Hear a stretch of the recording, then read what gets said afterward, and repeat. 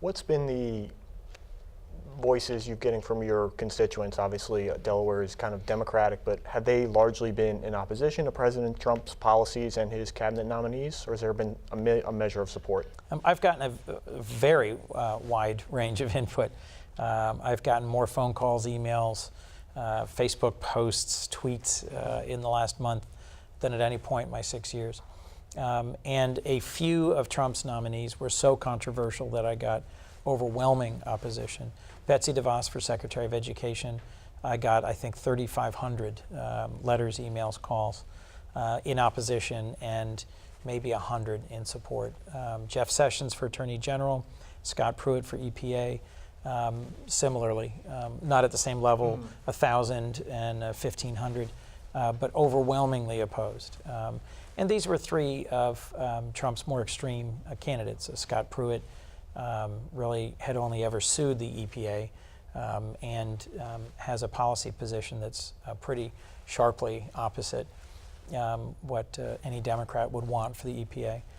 Betsy DeVos had very limited previous experience in public education, except as an advocate for charter schools and vouchers. I have voted for a number of Trump's nominees in other areas, Secretary of Defense, Small Business Administration, for example. But what I hear from Delawareans is mostly on the controversial nominees who they want opposed. Going forward, we're going to have a big challenge in the confirmation hearing for President Trump's nominee for the Supreme Court, Neil Gorsuch from the 10th Circuit from Colorado. I'm glad you brought that up. That was my next question. What do you think of him? I believe you met with him a couple weeks ago. Have you made up your mind? Well, no, we haven't even started the hearing process. But I had a brief introductory meeting, then I had a longer in-person meeting. Senator Kelly Ayotte of New Hampshire is sort of walking him around and introducing him to people. Kelly and I traveled together, worked well together on some manufacturing bills, and she's doing a good job of the introductions. And Neil and I, Judge Gorsuch and I, spent an initial hour just trying to get to know each other's people.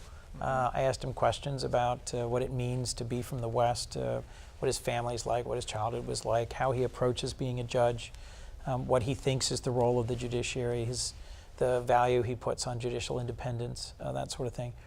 I'm expecting to meet with him again in about 10 days once I've finished reading through some of his most important cases.